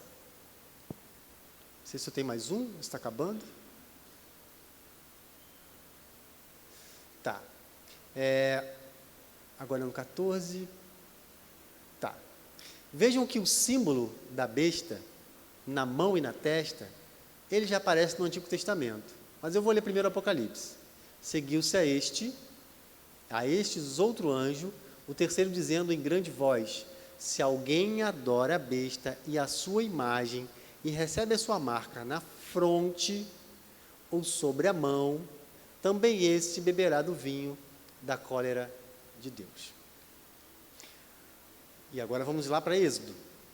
Já falamos do Êxodo várias vezes aqui, né? Do sinal que foi relido por Ezequiel. E será como um sinal na tua mão e por um memorial entre os teus olhos, na testa, para que a lei do Senhor esteja na tua boca, pois com mão forte o Senhor te tirou do Egito. Deuteronômio 6,8. Também as atarás como um sinal na tua mão e te serão por frontal entre os olhos. Ponde, pois, essas minhas palavras no vosso coração e na vossa alma, atai-as por sinal na vossa mão. A ideia é para guardar, tá? Não é para ninguém ficar andando com a Bíblia na mão e na testa, né? Seria uma loucura. Mas a ideia é, coloque isso dentro de você, para que quando você esteja andando na rua, onde você estiver, esse sinal transpareça. O último, pois, essas minhas palavras no vosso coração e na vossa alma, atai-vos por sinal na vossa mão, para que estejas por frontal entre os teus olhos. Estão vendo? Então, o que a besta quer fazer é o mesmo que o Antigo Testamento apresenta Deus fazendo com o seu povo. E a mensagem de Deus é, ata no teu coração. E aí, de maneira simbólica, deixa isso transparecendo na tua testa e na tua mão, de maneira que todo mundo consiga ver o que tem dentro de você. Pode passar? Acho que é o último ou penúltimo, tá? Ah, sim. Eu vou parar por aí. Acho que tinha mais um depois, mas acho que está bom. Vejam lá, os judeus até hoje, eles leem essas passagens do Deuteronômio e do Êxodo, e quando eles estão lá no Muro das Lamentações, fazendo orações, né? Eles carregam na mão esquerda, porque é a mão do coração, eles atam, de fato, literalmente, eles colocam um texto do Pentateuco ali dentro de uma caixinha, de um tefilim, que eles chamam, atam com um cordão de couro, então está na mão esquerda, e na testa também eles colocam outro, ó. É uma caixinha preta, tá? E eles amarram aqui. Então vejam que o judaísmo entendeu até literalmente isso, embora o texto não diga isso com clareza, mas o judaísmo depois vai tentando expressar visivelmente o que o Deuteronômio e o que o Êxodo dizem. Então, de fato, na mão esquerda, eles carregam a palavra de Deus e na testa também. Né? Então, está escrito ali, ó, também as atarás como sinal na tua mão e te serão por frontal entre os olhos. Está lá. E Apocalipse 14, 9 a 10, se alguém adora a besta e a sua imagem e recebe a marca na fronte ou sobre a mão. Sinceramente, eu não acho que essa marca será um objeto como um celular, ou um chip, ou qualquer outra coisa. Mas é muito mais uma coisa voluntária de alguém dizer assim, eu quero isso para mim. Porque não teria sentido, gente. Imagina, inventam um celular com chip do Satanás e você compra sem saber, você quer só ver as mensagens do WhatsApp, só que ligar para alguém e de repente alguém diz assim, olha, se ferrou, já era, viu? Isso aí é a marca do Satanás. Aí tu, opa, vou queimar. Não, já era. Botou a mão, comprou, está perdido. Não tem nexo um negócio desse. Tem que ser uma coisa voluntária, tem que ser um sinal, assim como no Antigo Testamento. Os judeus seguiam a Deus, os que eram fiéis e que eram marcados. Só faz sentido a gente pensar numa marca que é uma marca voluntária, em que alguém disse, eu quero isso. Eu resolvi seguir para esse caminho. O falso profeta me convenceu que a besta é legal. E eu vou seguir, ponto final. Então, eu acho que não há nenhuma razão para a gente temer cartão de crédito, chip, código de barra, já inventaram tanta coisa, né? E a mensagem do Apocalipse fica até mais rica, assim, porque a gente acaba pensando que essa mensagem é viva para nós, porque estamos aí também expostos a muitas coisas. No Brasil não é o caso, é um país onde 90% da população é cristã, pelo menos nominalmente, mas há cristãos evangélicos morrendo em outros países, sendo perseguidos, ainda mártires até hoje. E também, às vezes, ficamos angustiados, até quando, Senhor? E a mensagem do Apocalipse é uma mensagem para nós, para a gente perseverar, para a gente pensar que essa palavra não necessariamente precisa ficar na nossa testa, ou na nossa mão, mas ela tem que estar no nosso coração, na nossa mente. E a palavra de João também, no sentido da gente estar atento ao que está acontecendo e não temer. Porque o Apocalipse não é um livro para dar medo, é um livro para consolar, para nos trazer essa mensagem, que Deus está atento, está vendo, a história está correndo, mas Ele não está de olhos fechados para a tua angústia, para a minha angústia e para a angústia que a igreja acaba vivendo em certos momentos. Vou encerrar aqui, queria orar então com vocês, acho que cumpri mais ou menos o prazo, viu Edna? Se passei um pouquinho, me perdoe. Então vamos orar. Pai, obrigado por esse dia, obrigado por essa igreja estar aqui, obrigado por ter deixado para nós um livro tão maravilhoso como o Apocalipse, um livro rico, cheio de imagens, às vezes com tintas, com símbolos, que a gente fica confuso, mas se a gente ler com atenção, olhar para os outros textos do Antigo Testamento, a gente consegue entender melhor essa mensagem.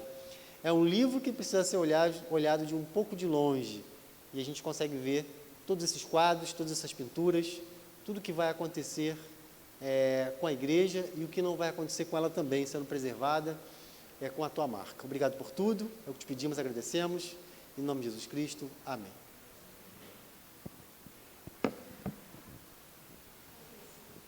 Então, nesse momento, a gente vai passar para... Tivemos o primeiro momento, né, que foi a exposição, e agora a gente vai passar para o segundo momento.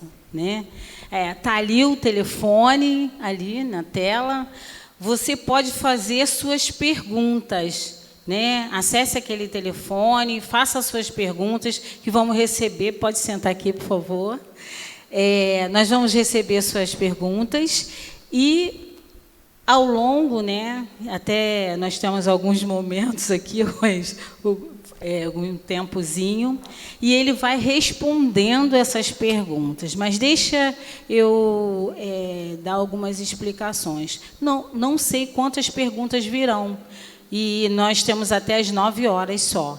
Então, assim, entendo que nem todas as perguntas poderão ser respondidas, mas depois vocês entrem em contato, vou deixar ali o telefone, Tá, mestre. Vou deixar o telefone para as pessoas fazerem as perguntas diretamente para o Jones, tá? Eu vou fazer, eu tenho 3 perguntas, mas não vou estabelecê-la, vou fazer só 2, para deixar mais tempo para vocês fazerem as perguntas que forem necessárias. Por favor, façam pergunta, aproveite esse momento, tá bom? Deixa eu me organizar. Só não pode perguntar quem é a besta, não sei. Então, Jones, diante de tudo que foi exposto, né, o Apocalipse, eu quero falar sobre os erros interpretativos da Bíblia, tá? Em especial de Apocalipse, né? Porque é esse que a gente é o nosso alvo. Eu, lendo uma reportagem, eu vi 2 teólogos, que é o Norman Geisler e Thomas Hover. Eles fizeram um livro que é o Manual de Dificuldades Bíblicas, né? E, nesse livro, ele destacava 780 passagens polêmicas entre Gênesis e Apocalipse. O interessante é que eles ficaram 40 anos pesquisando sobre isso, interessante. E tem uma afirmação nesse livro que fala o seguinte: os erros não se acham na revelação de Deus, mas nas interpretações dos homens. A minha pergunta é a seguinte: quais os principais erros interpretativos do Apocalipse hoje? Quais são eles? Você tem uma noção assim que possa nos ajudar nessa leitura? Então, eu acho que o erro é a pessoa não entender isso, que eu mostrei no começo, né? A gente tem que entender a cabeça de João, de quem escreveu. Quando Paulo escreve aos Coríntios, ele fala de problemas que eram reais naquela cidade. Corinto era uma cidade portuária, era uma cidade que ficava perto de Atenas, que era uma cidade, o berço da filosofia, né? Então você percebe, em vários momentos na carta aos Coríntios, um ceticismo muito grande das pessoas. Então, assim, quando eu entendo o mundo da comunidade de Corinto, o mundo de Paulo, eu consigo entender melhor a mensagem. Eu acho que o principal erro, Ed, né, é que as pessoas às vezes pensam que o primeiro destinatário do livro é você. E tenta interpretar os símbolos a partir da minha realidade, quando na verdade tem que interpretar os símbolos na realidade do escritor. Igual Ezequiel, né? Você vê arco-íris, querubim, roda. Eu encontrei um livro que falava que na verdade é um disco voador que está aparecendo em Ezequiel, veja só. Que tem fumaça. Aí você fala assim, é mesmo, parece mesmo, né? Tem fumaça, tem fogo, tem barulho, mas não é nada disso, não tem nada a ver com o disco voador. É porque o camarada cometeu o mesmo erro que às vezes a gente comete. Ele tem que ir lá para a Babilônia, do século 6 a.C., e tentar pegar aqueles elementos que aparecem no texto e ver como é que aquilo fazia sentido na cabeça de um judeu que estava na Babilônia no século 6. É difícil fazer isso, tá? A gente tem que entender a cultura daquele povo. Aí você consegue entender. Ou o Salmo 18, que apresenta Deus voando nas asas de um querubim. Um leitor fundamentalista vai dizer assim, caramba, eu não sabia. Deus, ele voa num querubim. Você imagina, Deus voando na montanha do querubim, batendo, vamos lá. Não tem nexo, gente, é só uma imagem. Então, eu acho que esse é o principal erro. É tentar ler o livro a partir dos símbolos do meu mundo e não do mundo do escritor. Isso dá trabalho, né? Verdade, pesquisando. Eu vou direto também. Quando a gente pensa na literatura apocalíptica, está muito próxima da profética, mas elas não se confundem, né? Elas não se confundem. Eu queria saber o seguinte: você considera a esperança apocalíptica uma utopia ou realmente uma profecia que, em alguns momentos, no futuro, ela vai se cumprir ali? O que tem de cumprimento, assim, de futuro, com certeza, no livro, é porque o livro ele fecha, né?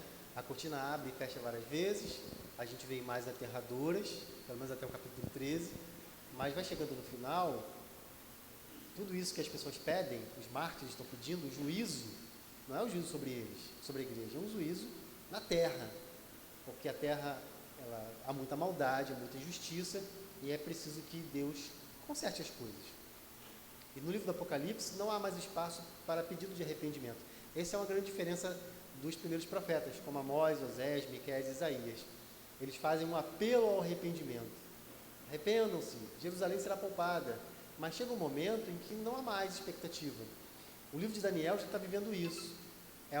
A linguagem apocalíptica já é uma mudança da profecia. É um segundo passo. Ela nasce da profecia, mas ela tem uma linguagem muito mais forte. Então, a linguagem apocalíptica é: tudo já está estragado. Só fazendo uma coisa nova agora. Porque não tem mais esperança. Lá no Antigo Testamento seria: não há mais esperança para Jerusalém. Ela tem que ser destruída para talvez fazer uma coisa nova. Então, no Novo Testamento, o Apocalipse faz mais ou menos isso. Está tudo tão ruim que só Deus fazendo uma destruição total e construindo tudo de novo. Aí no final vai aparecer a nova Jerusalém. Todas as desgraças que nos afetam, né? A dor, a doença, a tristeza, tudo isso acaba no Apocalipse, né? Então, o diabo, a morte é a maior angústia de todos nós, ela também acaba. O último inimigo a ser destruído é a morte dos Apocalipse. Então ali, como Isaías já anunciava também, outros profetas, é aquele momento em que todo mundo quer. A linguagem, inclusive, de Isaías é: as espadas serão transformadas em arado. Olha que coisa bonita. Quem não quer isso? Ao invés de você ver em lugares tomados por bandidos, né? Alguém fala assim: um dia todos esses fuzis serão dissolvidos por Deus e serão transformados em coisas boas para todos nós. É uma coisa muito bonita. Essa é a expectativa do Apocalipse. Eu acho que é isso que a gente tem que crer. Não ficar se detendo em detalhes do livro, mas pensar assim: isso vai se cumprir. E o que vai se cumprir? A desgraça, aquilo? Não. O que vai se cumprir é essa promessa grande, que nós estaremos com ele e a dor vai acabar. Quem não quer um negócio desse? Todo mundo quer. Eu quero. Tem uma pergunta aqui, né? Por enquanto só tem uma pergunta, hein, gente? Por que o uso do livro de Enoque, se na nossa Bíblia não existe? Porque o uso de Enoque onde?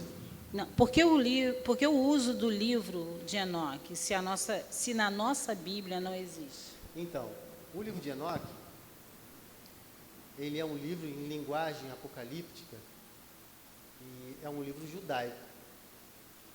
No que ele ajuda a gente? Ele é inspirado? Não. Mas ele nos ajuda a entender que esse tipo de linguagem, descrever uma pessoa especial com cabelo branco, olhos de fogo, às vezes pé de latão, ela é anterior. Porque o livro de Enoque, embora não seja inspirado e não esteja na nossa Bíblia, ele é anterior ao Apocalipse. E não é só o livro de Enoque. Há muitos outros apocalipses judaicos. Então, isso se desenvolve. Esse jeito de escrever é que nos interessa. O conteúdo do livro de Enoque, não. Se é verdadeiro ou se é falso, não acredito nele, tudo bem. Mas ler o livro de Enoque me ajuda a entender como é que essa linguagem que está presente no Apocalipse de João, ela nasceu e se desenvolveu. Isso me ajuda a entender melhor. Ao invés de eu ficar tentando entender, o branco é da pureza, o latão é não sei de quê. Não. É simplesmente para descrever o quão magnífico é alguém num tipo de pintura, usando a metáfora da pintura que eu mostrei no começo, num tipo de linguagem que já existia no mundo judaico há muito tempo. Só por isso. A próxima pergunta é: a Bíblia fala de um sistema mundial único com uma espécie de moeda única. Desculpe, está perguntando. A Bíblia fala de um sistema mundial único com uma espécie de moeda única? Eu nunca vi. Tem mais. Eu nunca vi. Se assim a maneira de unir nesse poder de compra e inserir a pessoa nos hábitos culturais, econômicos, social, não poderia ser uma marca para os não eleitos? As pessoas especulam, né, Edna? Eu não especulo. Eu falei para vocês. Há essa ideia muito antiga dentro do cristianismo, em quem fala do Apocalipse, de imaginar que haverá um governo mundial único, em uma única moeda. Mas a Bíblia não fala isso. Eu nunca vi. Ela fala da marca. E para mim é uma marca voluntária, marca simbólica, né? É alguém que decide fazer alguma coisa por livre e espontânea vontade, porque quer seguir aquele caminho. E quem não segue sofre privações. Mas o texto não fala. Eu não especulo, então não arrisco. Mas tem gente que especula. Até completou aqui dizendo uma marca real e até visível, né? Aí, Eu não acho, mas quem acha, a gente não precisa brigar. Se você acha, tudo bem. Eu não acho. Mas muita gente acha, viu? Muita gente acha. então, assim, para fechar, né? Porque não estou vendo outras perguntas, vou fechar com essa aqui, né? Dizendo o seguinte, para que você responda. Diante de tudo o que foi falado, quais as principais dificuldades, né, que temos em entender a linguagem de Apocalipse? Você falou algumas, né, mas assim, para fechar, né, quais você acha que são as principais mesmo? Acho que as principais são essas, né? Besta. Aí a pessoa se fixa na palavra besta, que é uma palavra portuguesa, que às vezes não traduz bem, e ela se fixa nisso. Besta, besta, besta, besta. Aquilo ali é a besta, aquele cara é a besta. Quando, na verdade, o Apocalipse fala de besta como um poder político, né? Está lá claramente, se vocês acompanharem. Acho que é isso. O livro do Apocalipse é tão enigmático, e ele faz tantas referências ao Antigo Testamento, e as pessoas acabam não se conectando ao Antigo. E as pregações populares, né, textos de internet, eles acabam inventando muita coisa. E é muito difícil tirar da cabeça das pessoas. Só para citar um exemplo. O texto bíblico diz assim, o ladrão veio para roubar, matar e destruir. Eu falei para a pessoa assim, não é o ladrão não. A pessoa fala assim, o diabo veio para roubar, matar e destruir. Eu falo, não é o diabo, no texto é o ladrão. Aí a pessoa, mas o diabo também. Eu falei, eu sei que o diabo também. Mas o texto está falando do ladrão, e o ladrão ali são os falsos pastores. Se você bota o diabo no lugar, você desvirtua, você muda todo o assunto. A gente quer chamar a atenção de uma coisa, cuidado com os falsos pastores. Se você bota o diabo no lugar, você perdeu a mensagem. Você vai deixar de estar atento para uma coisa que Jesus chamou a atenção. Então, acho que é isso. A gente se acostuma a ouvir coisas e a gente repete sem refletir. E para encerrar aqui, né, já que teve muito pouca pergunta, aqui fala, pergunta o seguinte, a besta irá sair do fundo do mar, como as pessoas falam? Também não, né? Porque quando ele fala da besta do mar, é a besta que vem de lá, do mar, de fora. E a besta da terra é a besta que está aqui. Agora, na perspectiva do João, quando ele escreve, é preciso pensar no que ele está falando. É um outro poder, é um outro império, é um outro poder político que vem de lá. Então, do mar é nesse sentido, né? Na referência. Aí é uma coisa curiosa, né? Às vezes o texto fala assim, o texto bíblico, porque virá do norte, acho que é Oséias ou Amós, não lembro. E ele está falando da Assíria, que era o império da época. E a pessoa assim, que norte? Então é a América do Norte. Aí começa a escrever, tá vendo? O poder que vem do norte é a América do Norte. Mas, gente, João não escreveu no Brasil. Norte é para mim. Mas muita gente não se toca nesse negócio. Eu tenho que pensar no norte de quem escreveu. Onde fulano estava? Em Patmos? Tá, na Turquia. O norte para ele é onde? Então não pode ser os Estados Unidos. Mas a pessoa não se toca, né?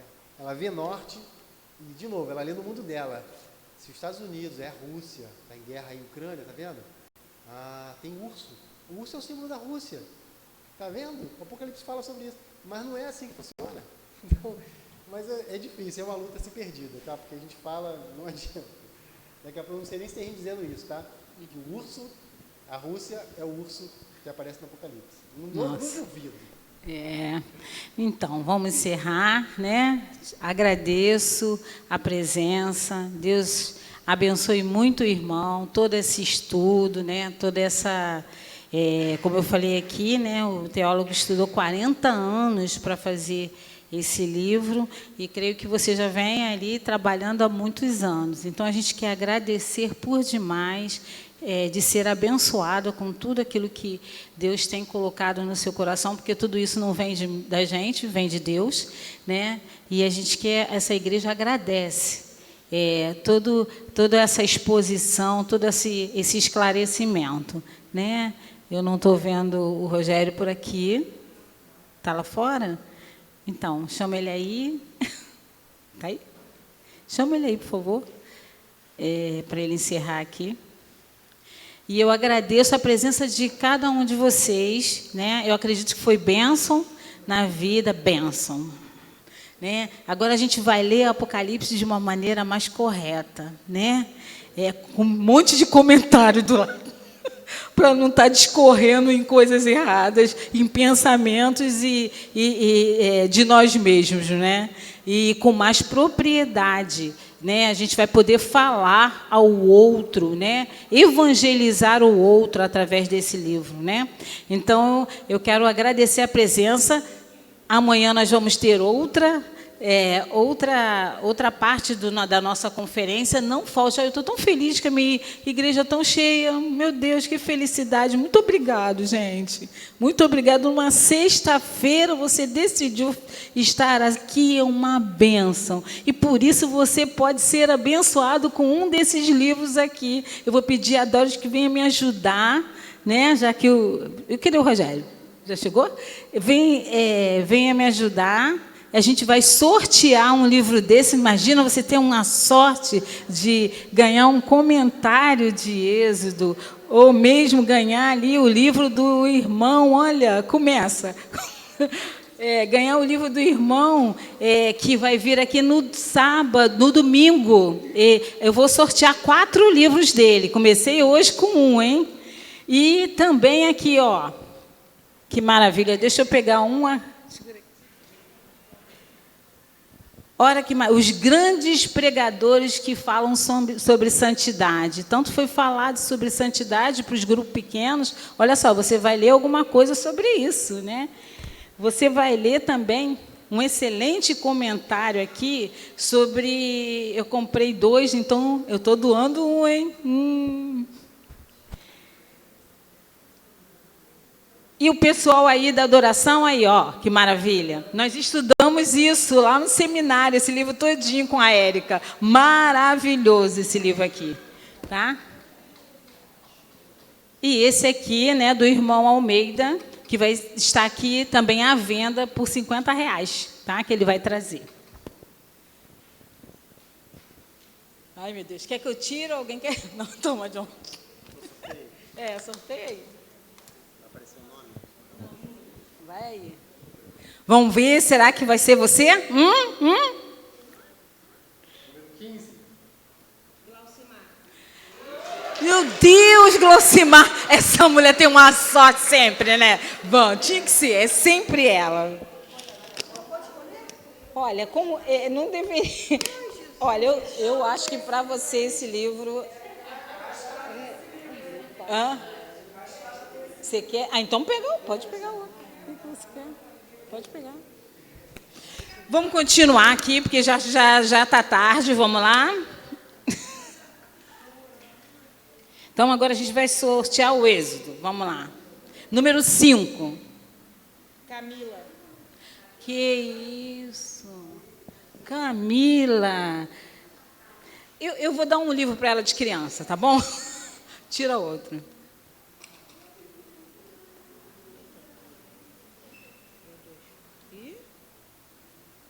Vamos ver quem será. Nossa, é difícil aqui.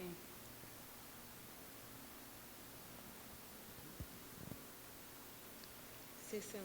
60 ou 9? Não, é 9. 60. Tem 60 pessoas? Meu Deus.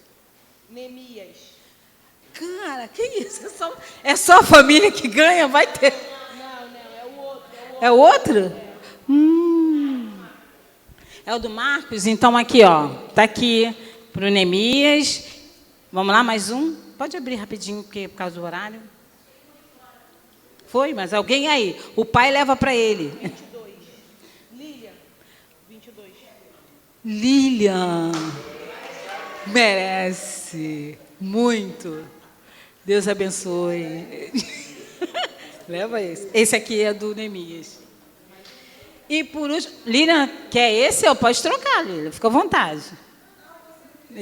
Olha, esse aí, sinceramente. 42.